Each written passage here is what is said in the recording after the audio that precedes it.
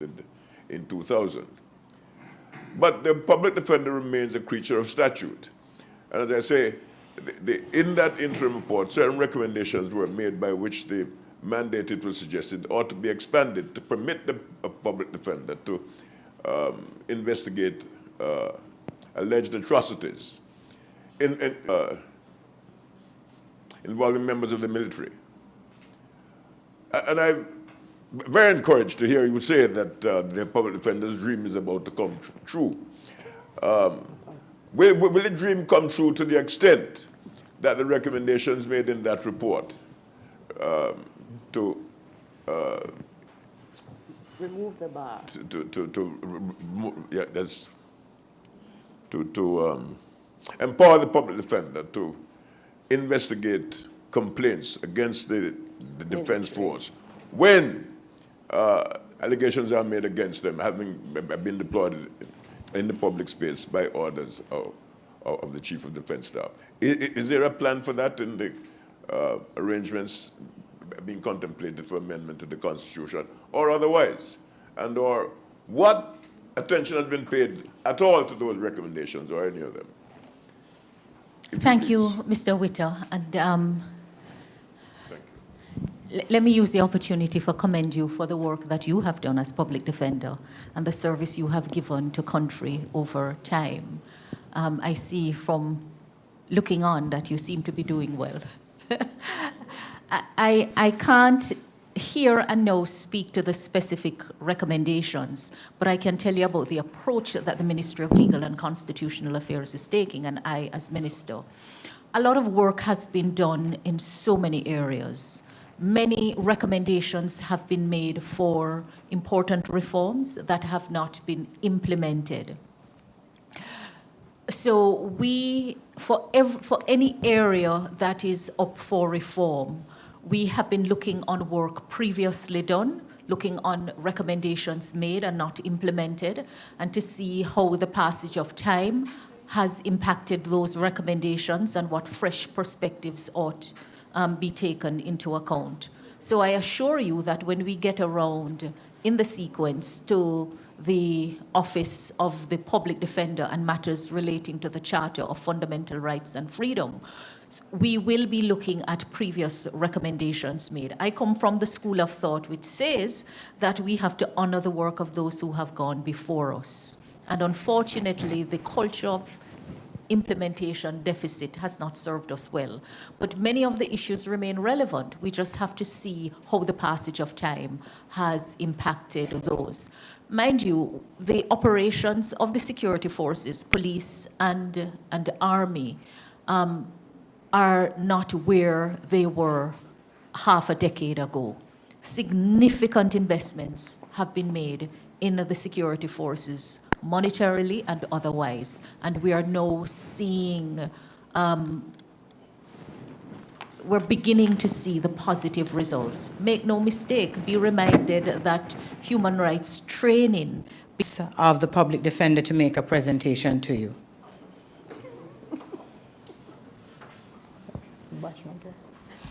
Thank you. This is for Minister Ford. Just to say thank you. I leave with a heavy heart. This is a rich, rich discussion. I mean, how can something like cabinet get in the way of this discussion, right? But thank you all. It's an honor to have participated. Madam Public Defender, I commend you and your deputy and your staff for the work that you're doing, and to everyone. Let's not get into doom and gloom, eh? Let's just be excited. We are at a stage where there is opportunity to do better, and there is the commitment in government to do better by the people. Thank you, Minister.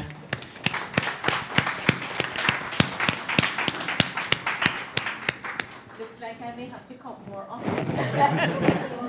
Thank you so much. All right, have a good afternoon. Yes, we're at afternoon. Thank you so very much, Minister Ford, for your contribution to this forum. Have chosen a better moderator. Bless you. Thank you so very much. Ladies and gentlemen, I want to switch gears and go a little bit global. Now, we have been focusing quite a bit of our conversation on what happens here in Jamaica, but I think we have a common understanding that we can't afford not to pay attention to what is happening geopolitically. We have to pay attention because we used to talk very jokingly about as America sneeze, we catch the cold. But look at what has happened in some of the other parts of the world. That situation between Russia and the Ukraine has really brought us to a point where we recognize that our rights are linked to the rights of other people in other parts of the world, no matter where these people are. And so I want to take a look at, within the context of ongoing global challenges such as the climate crisis, public health crises, economic inequalities, how can the international community strengthen collaboration and coordination to ensure that human rights are not compromised in the pursuit of addressing these urgent issues? Mr. Zulu, let me first go to you, and then PD, I'll ask you to swing that to the local context, how it is that we address these kinds of issues. And then I want to hear, yes, Ambassador, I want to hear from you as well. Mr. Zulu. Sure. Yes, I think that, as I alluded earlier on to the fact that I think we're not living in normal times, if I may say so, given the challenges that we're facing as a global community. You might have heard, for instance, that within the scope of the UN, we have the Security Council, which basically makes decisions, and there's been calls for reform of the Security Council to take into account the way the world has developed and evolved since its establishment. So, in as far as how we deal with these issues, I think it's ultimately, as I said, it's ensuring that that we strengthen the institutions that have been set up, because they're set up for reasons. In the case where they need to be reformed, they will be reformed. But as I say, that I need to be careful here, because I'm speaking as an employee of the UN rather than a member state myself. But what we've been trying to do is working with member states and advising, especially on the reform process, but also building capacities within member states to be able to deal with these things. And as I stated earlier on, there's been new developments in as far as treaties and conventions that take into account the developments that the world has experienced over the years. We just finished COP28, which is something that wasn't there many years ago, but COP brings together member states to deal with very important issue of climate change. The fact that now we have a loss and damage account and an approval and funds coming into the loss and damage takes account of the fact that even countries that might not necessarily be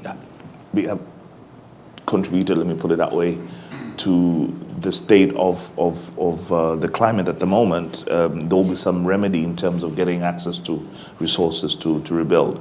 But as I said, one of the things is climate change is something that all of us in the world will have to deal with. I mean, you're providing frameworks within that to see how we can deal with that issue collectively. I mean, I don't really want to go into Ukraine and Russia, but I mean, there's issues there. Yeah, I'll leave that to the EU. Neither do I want to go into the Gaza-Israel issue.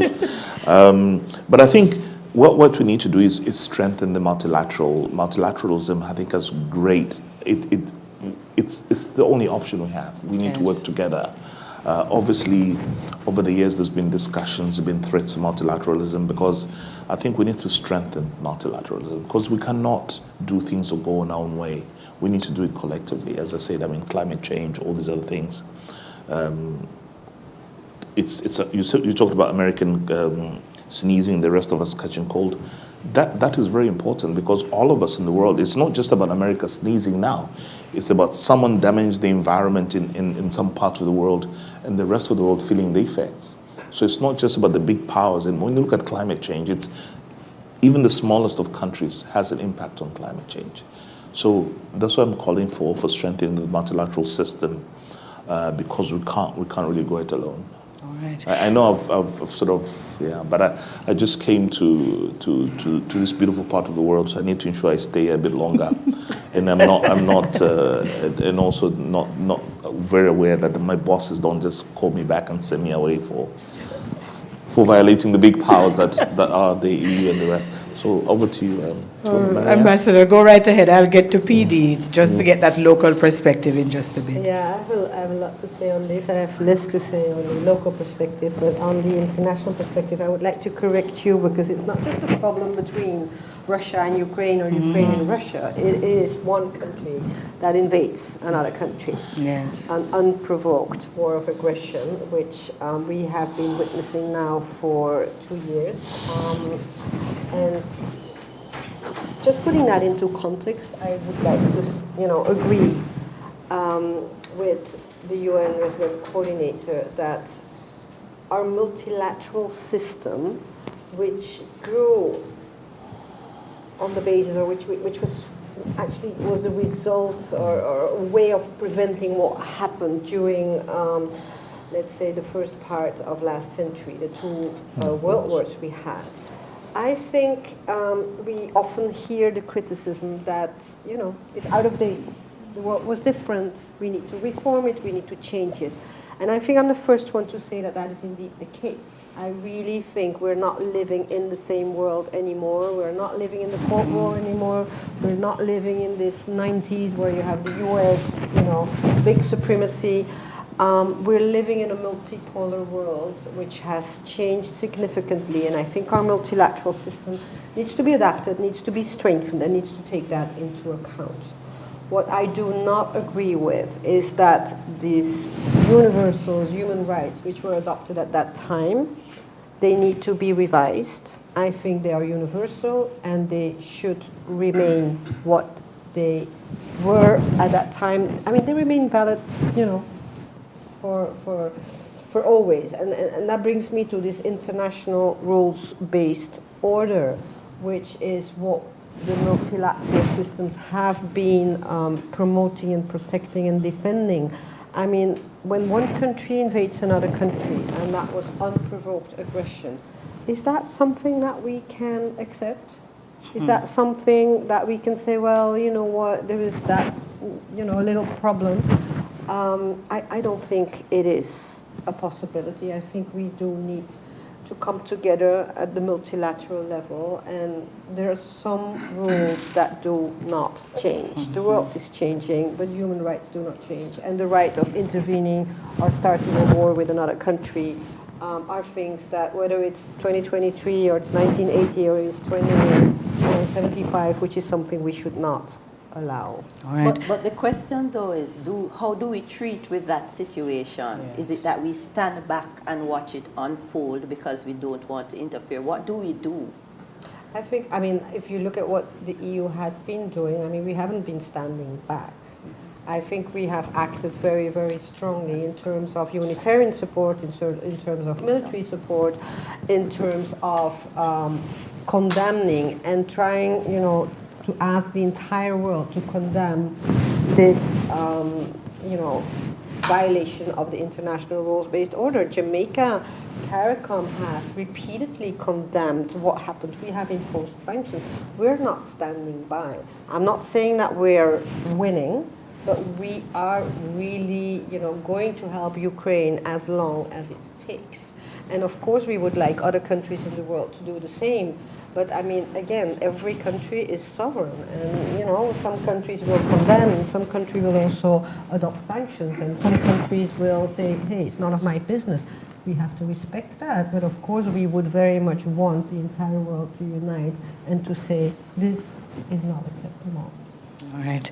Thank you so very much, Ambassador. Let me make my way around to the public defender, because one of the reasons I want to focus on this issue is for us to develop an understanding that there are lessons to be learned from what is happening internationally. I wondered from that perspective whether there's anything that you see happening on the outside that perhaps we could adopt here in Jamaica that would make it easier for us to have a defense of human rights here in this country. Well, the long and short of it is that when the minister was here, I have more or less made my voice very clear. We need to give some teeth to the public defender or some organization of a like standing that can better advance, in my view, the advocacy as it relates to human rights. And she has promised that legislation is coming, which is going to give us some reform, and we are going to have a comfortable bed to sleep in as it relates to the Constitution. And for me, that's a major step, and that's a significant step in achieving that. Thank you so very much. Dan Gordon-Harrison, I want to turn the spotlight on the issue of education, because I think that perhaps is where we might have a failing, that perhaps we're not doing enough to help people to understand the laws that govern some of these issues. So, for example, I have a neighbor who is abusing a child. What is my role and responsibility? Are we going to respond only when the situation happens, or should we be doing more in terms of educating our people about these issues? Well, I think education is where it all starts. And so for that reason, within the Office of the Children's Advocate, we have a public education and special projects unit. And the task of that particular unit is to use creative, impactful, and practical methods to educate not just the public, but our different constituents, as far as we see it, who are very important to contributing to preventative measures. So, for example, through that unit, we educate children through the OCA school tours. We also educate members of the community. During COVID, because communities were so splintered and we couldn't meet in the traditional ways, we started our initiative called OCA Do Road. And as the name suggests, we do road. So we go to community centers, we're in the highways, the byways, the marketplaces, reaching people who would not normally come to a PTA meeting in any event, or who wouldn't be at a church hall or a town hall meeting, really sensitizing them not just to the broad issue of children's rights, so it seems far removed from their daily life, but really making the conversation one that is community specific. Because we look at the data, we see the issues that arise from each parish and from each community within each parish. And so we have a very practical discussion with them about how what they're doing is perhaps violating a specific right, the significance of that right, and the benefit to the child having access to that right. Equally important is when they observe certain things that should serve as a trigger, how do they honor Section 6 of the Child Care and Protection Act, which says that every single individual in Jamaica, despite the post that they hold or they don't hold, has a mandatory obligation to report when a child is deemed to be in troubling circumstances. Of course, we marry that with the penalty that follows if they fail to report, because that is a criminal offense, which attracts, as you know, 6 months imprisonment or $500,000. And then we also guide them as to the various channels available to them. There's the toll-free number, there are the various websites, or there is the point person in their institution, for example, who already knows the system. So if you are just what you may consider a caretaker or a groundsman at a school, and you see certain things that look unwieldy, a child who seems to be in a uniform, the same uniform for 3 days successively, that should say that this child is perhaps not going home. Or a child who is leaving the school compound at an odd time with a person in a vehicle that's parked at the gate repeatedly. The groundsman may not feel empowered to make a report and engage with the formal system, but within each institution we have focal points that will be the person that you channel that report through. So through the guidance counselor or the dean of discipline or the person who is in charge of academic affairs. And so we guide them as to what their local landscape is so that the reports can come in a timely way. To marry that general public education thrust as well with the very innovative special projects unit is that we don't just believe in talking and delivering education in the traditional way, but we engage social media, we engage our media partners, and very importantly as well, animation, so that it's relatable, It's exciting, and it can get persons to almost tell us in a predictive way what should happen next. And it creates learning, moments for learning, and teachable opportunities for us that we capitalize on.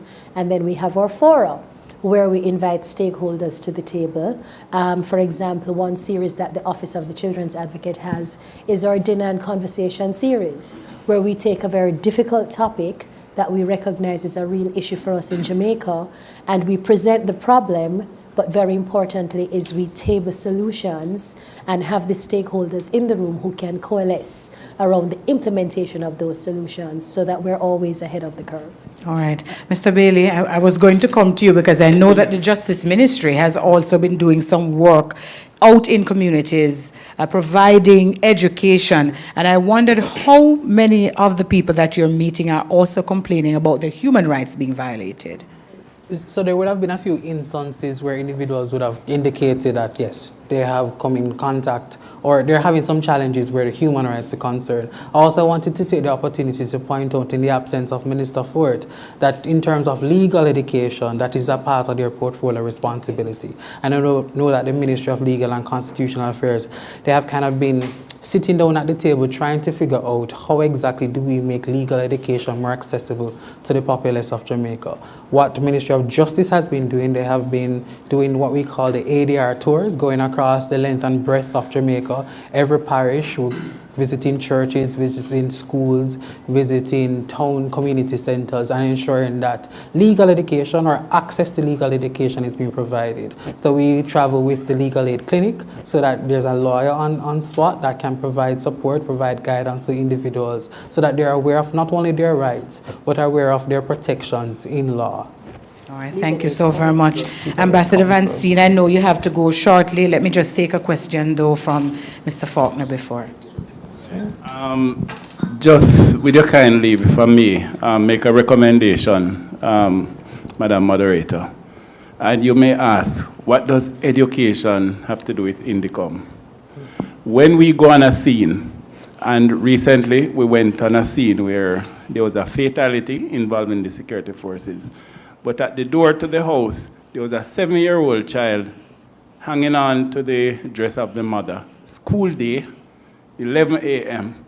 So in addition to having our investigators and our forensic investigators, we had to inquire why that 7-year-old was not in school. So we have put on board at INDICOM a family liaison officer. So while you're dealing with the investigative steps, there's also those family aspects. So education, which is guaranteed in the Charter of Fundamental Rights, where we go on a scene and we observe that education is not accessed by the child, we make the necessary referrals to the Ministry of Labor to provide an emergency grant until path can be provided so that those children go to school. Thank you, Mr. Faulkner. You see how critical all of this conversation that we're having is. I wanted, and this I'm coming back to the public defender and Dan Gordon Harrison for. We have been speaking about uncontrollable behavior in our children. But in my work as an educator, I have come to learn that some of these children, they actually have not the behavioral issues that we're talking about, not that they're uncontrollable, but that they have issues such as being on the autism spectrum, which is not being recognized at the get-go. And I wondered, both from the Office of the Public Defender and from the Office of the Children's Advocate, how these kinds of issues are being addressed. First, Madam Public Defender. So generally, uncontrollable, first of all, is a term that is just completely, one of those terms. So I like to say children with behavioral issues. For me, what is very clear is that once you have a child who is exhibiting persistent behavioral issues, it means that there's an underlying factor. It could be autism, it could be a mental health issue, it could be an unresolved traumatic episode without sufficient intervention that that child would have endured. And so what we're seeing as problematic are really symptoms of an underlying problem. And so the importance of assessment and the importance of understanding the particular circumstances and history of that child are particularly important, because without the analysis, without the testing to see if there is any issue that needs to be dealt with, it means that the diagnosis is going to be incorrect and the prognosis is going to be incorrect, right? So I don't single out necessarily autism, but for me, once you have that behavioral issue, it means that the educator, it means that the parent who may be struggling with this, it means that the person in Sunday school that may be dealing with this disruptive child during a session needs to understand that this is a trigger to make a report. Not a report that the child is in any trouble, but a report that says to the various agencies, we have a child that's exhibiting persistent behavioral challenges, and we think that this is a cry for some kind of intervention that can lead to a solution. So how can we have that child rooted through a formal process of assessment so we can unearth what that issue is and then deal with treating the problem based on what the findings reveal? And so that's the approach that we take, certainly.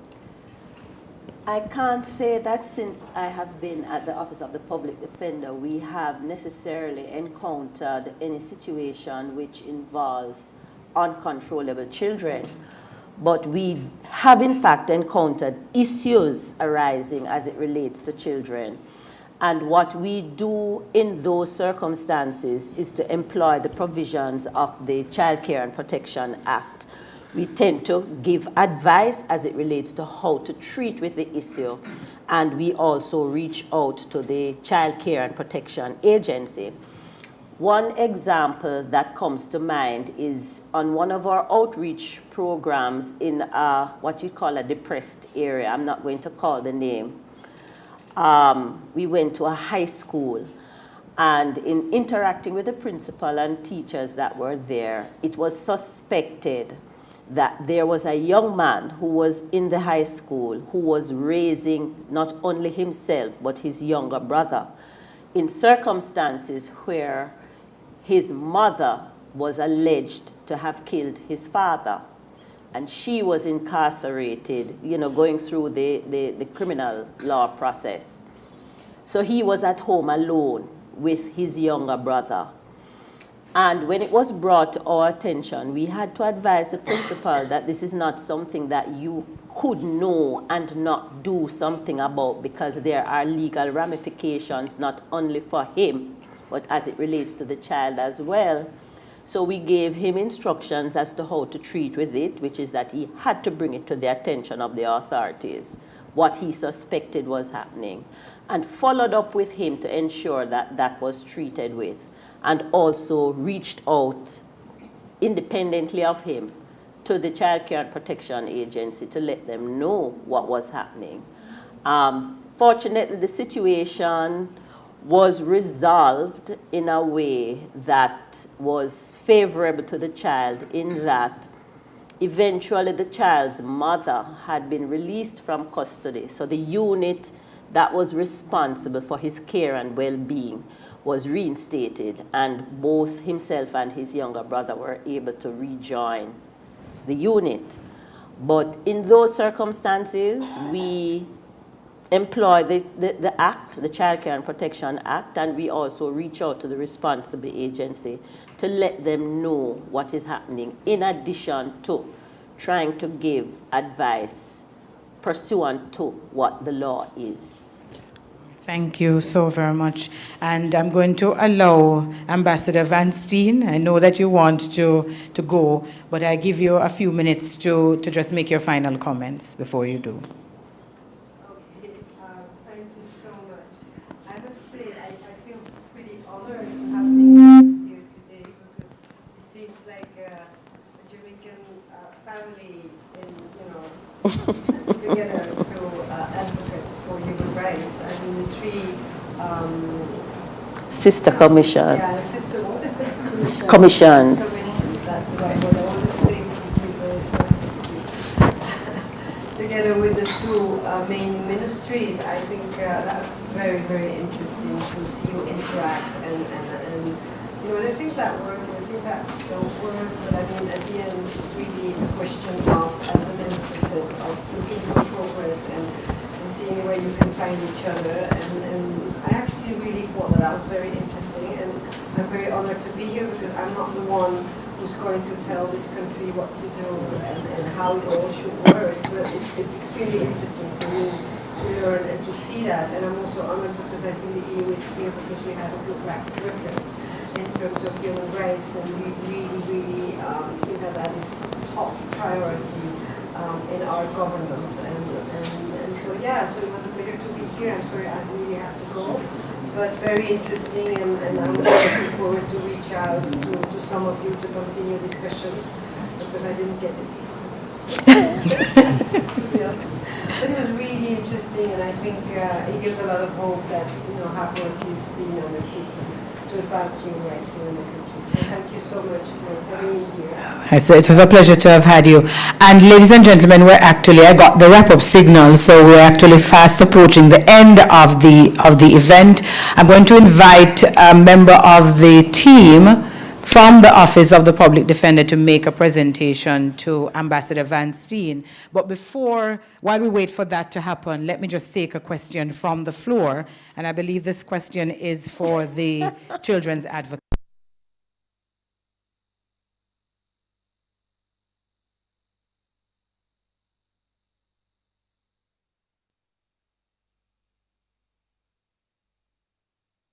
Our problems with children that are dealing with our problematic comes from the fact that our parenting system and of how children should be dealt with is a major problem, especially in a world where we are evolving and youth are more of the opinion that they should not be seen and not heard, but heard and seen, because they believe that they have voices and they should be heard, versus when maybe before my time, right? The aspect was, I should see the child over there, I know he's over there, but he should be quiet until I feel it's necessary to acknowledge him. Is that one of the reasons why we have so many parenting issues where parents want to give their children back to the state to say, hey, I can't deal with this child? Is it more of the case where we should teach parents, especially on the basis where mothers going, just like how you have them coming into clinics, should we maybe implement a program where they coming to learn how to be proper parents before they actually have children? Right, so Thank you very much. yes, indeed a very important is. and searching question. I don't know if I would say that it's the major thing, but I certainly think it's a significant thing. Whereby there is a struggle, perhaps a power dynamic within the home, whereby parents don't necessarily understand sometimes how children develop. So when a child asks a question because he or she has an inquiring mind, a parent might interpret that as being out of order or inappropriate or not your place. Where a child, and I've seen this one very many times, a child who is playing a lot, because that's how children learn, that's how they express themselves. A mother is tired, she doesn't want to deal with that now, and she labels that child as rude, and I can't manage him. And I've been asked the question, I don't know what to do, my child is 3 and them just rude. And I say, what is the child doing? When I come home for a long day, they won't keep quiet. They want to watch TV, they want to play, they want to talk. So I said, okay, I'm still waiting to hear what the act of disobedience or the act of being out of order is. And the question is, or the response rather, is that they're just too active and I'm tired, I can't deal with that. And so they start to perhaps, slap the child to be quiet and so on. And there is that misunderstanding. So I think there is that concern that parent-child relationships could trigger the view that children are problematic in a chronic way.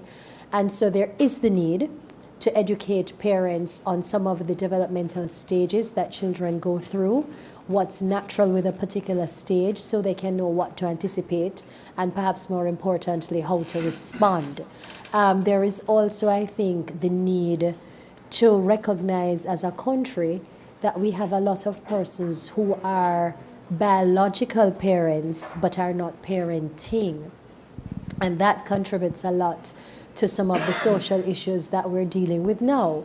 And perhaps also with the levels of frustration and their inability to cope, and perhaps a faster decision that I can't manage, let me have somebody else do it. So as I said, it's not, I would say, the most significant, but it certainly is of critical importance because it contributes to that dynamic of push and pull, seeing it as problematic when it really is perhaps just a natural part of the developmental stage, like teenagers. They ask more questions because they're coming into their own, they're being more independent. So they're challenging their parents and perhaps even testing them to see if they are wise enough to respond to the issues that they're presenting with. But a parent who doesn't understand that sees that as rude, problematic, out of order kind of behavior that must be compressed. So I think very probing question that certainly touches on some aspects of the important issues. All right, thank you so very much. Kayla, please come forward and make the presentation to Ambassador for us.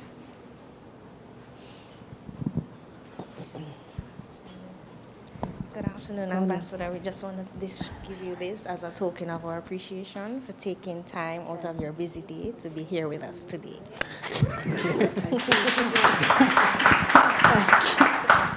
Thank you so very much.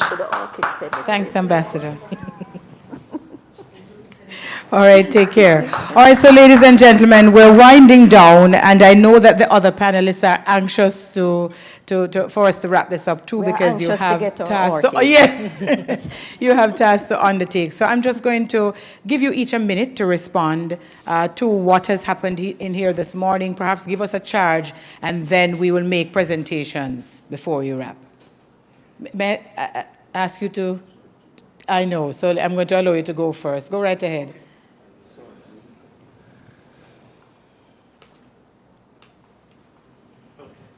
So, no, thank you so much. I mean, it's been a pleasure. I mean, for me, who's been in the country 6-7 weeks now, it's also been a very, very good opportunity to get to know what's going on, but also to understand where the UN can support and help in terms of moving across the human rights agenda.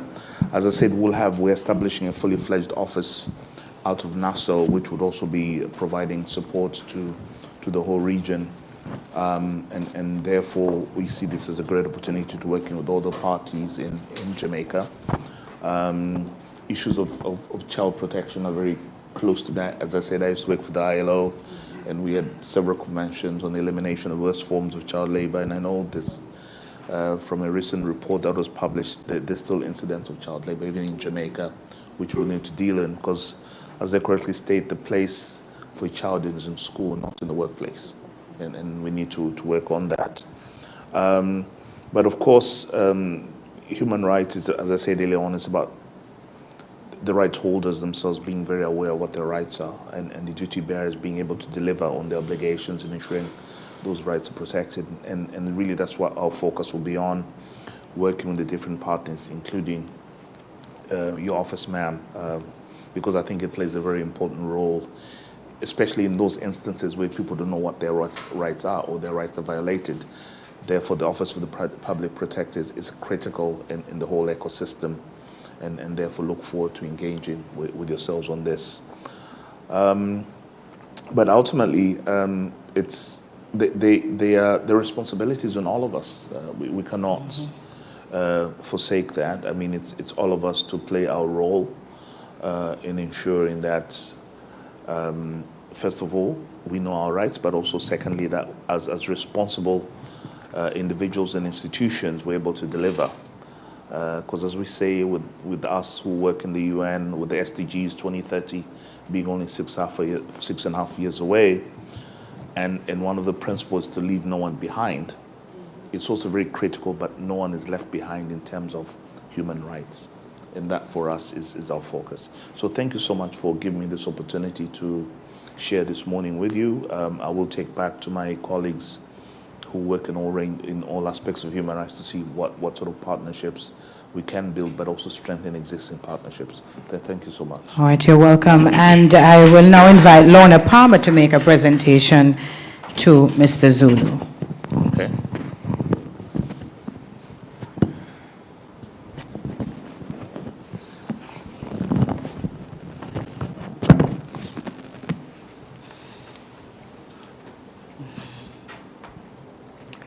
Mr. Zulu, on behalf of the Office of the Public Defender, we want to thank you for taking time out of your busy schedule and spending time with us this morning. You contributed to a riveting discussion on a very important matter. I want to say thank you very much.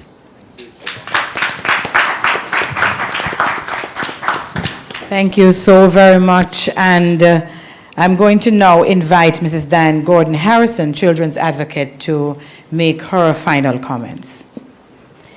Is that your notepad?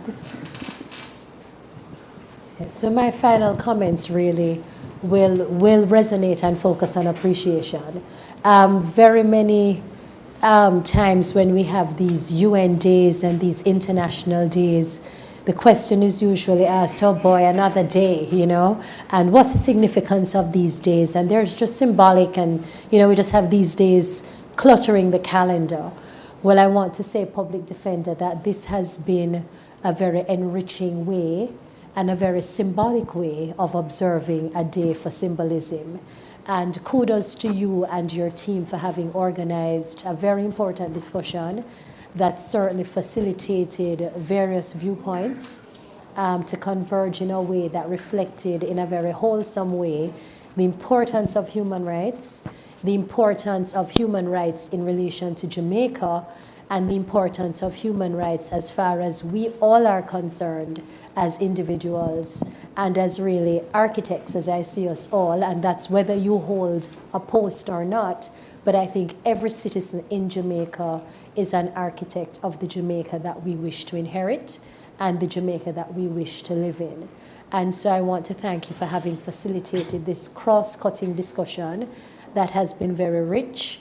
And I hope that those who are in this room and those who are listening to this broadcast will leave with an understanding that the dignity of human beings demand that we have respect for each other, for ourselves, and for the institutions within our country and for our country as a whole, and that we see this as not just another day of symbolism and platitudes, but as a day on which we reflect, but very importantly, we recommit as individuals to advance the human rights agenda because we deserve it, we're worthy of it, and the future Jamaica requires us to pay homage in a very real way. So thank you very much. Thank you so very much. And let me invite Mr. Mackenzie to come forward and make a presentation to Mrs. Diane Gordon Harrison, the Children's Advocate.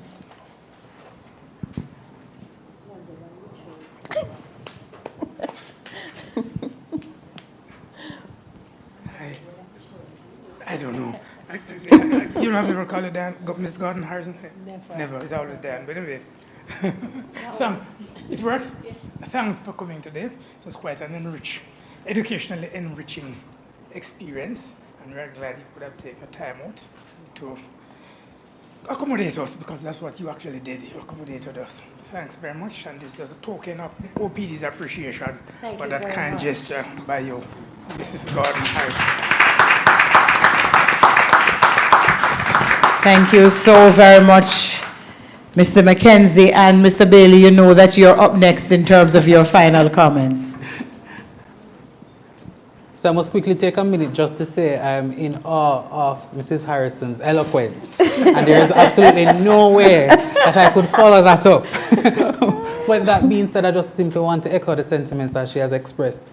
For the Public Defender's Office to have facilitated such a rich discussion, we have certainly celebrated the day in a positive way, and I would like to believe in a way that is going to actually be impactful. Because from the discussions that have taken place today, I can say I can go back to the ministry and see how best can we give effect to human rights. I know that in the provision of the services that the Ministry of Justice provides to the public, human rights is always a consideration. How best can we ensure that we're giving credence to the dignity of every human being? Because, as I said before, it's a part of our mission, providing effective justice to a first-class justice system for all. So we just continue the work that we're doing, making sure that it's even improved as we go ahead and see how best we can also make the contributions to the other institutions and ministries of government to make sure that we're giving effect to human rights. So thank you again for having me and for facilitating this discussion. All right, thank you so very much. Mrs. Marjorie Burke Johnson will now make a presentation to Mr. Bailey.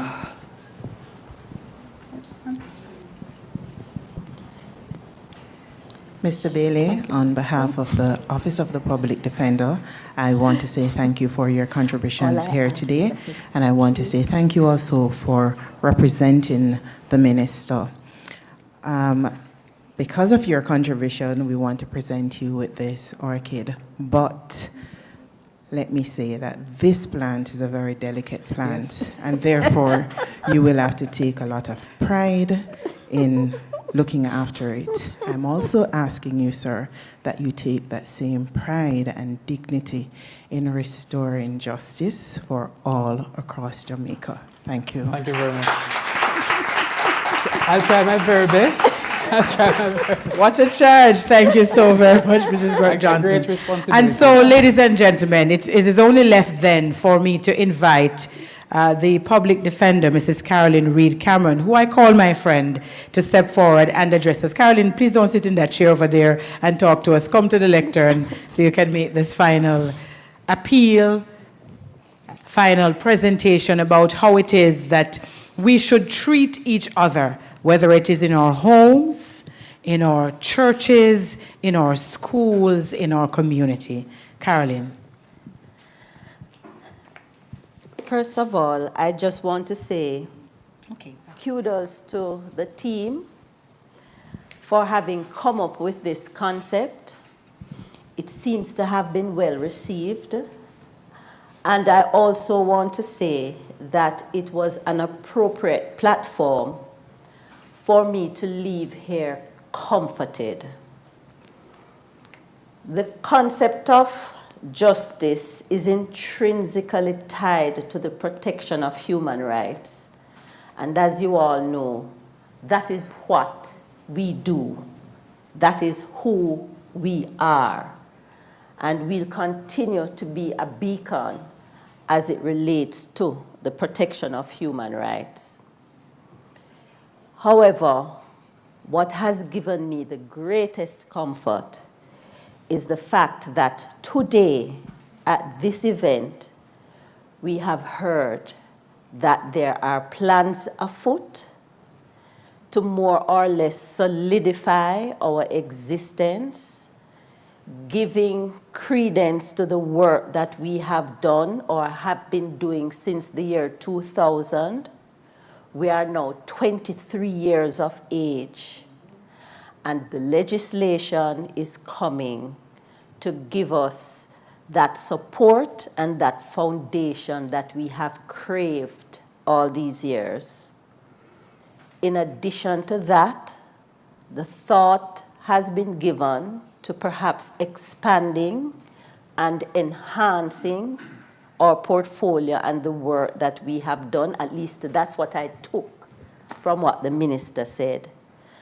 And last, but by no means least, the possibility is very real that the subject matter that we treat with, which is the protection of human rights, might find us comfortably ensconced beside them in our Charter of Rights, or at the bare minimum, somewhere else in the Constitution. It took this event to give us that comfort, to give us that information. And for now, I leave comforted. If we wait too long, we may have to get placards. We want justice. But thank you, ladies and gentlemen. Thank you in particular, representative of the Ministry of Justice and Madam Dan Gordon Harrison. the other speakers who are not here at this point in time, for having shared today with us and to having given meaning to the experience. Thank you all. Thank you so very much, Public Defender Carolyn Reed Cameron. And so, ladies and gentlemen, all that is left for me is to tell you thanks for having come out to share in what was a very interesting, motivational, inspiring session.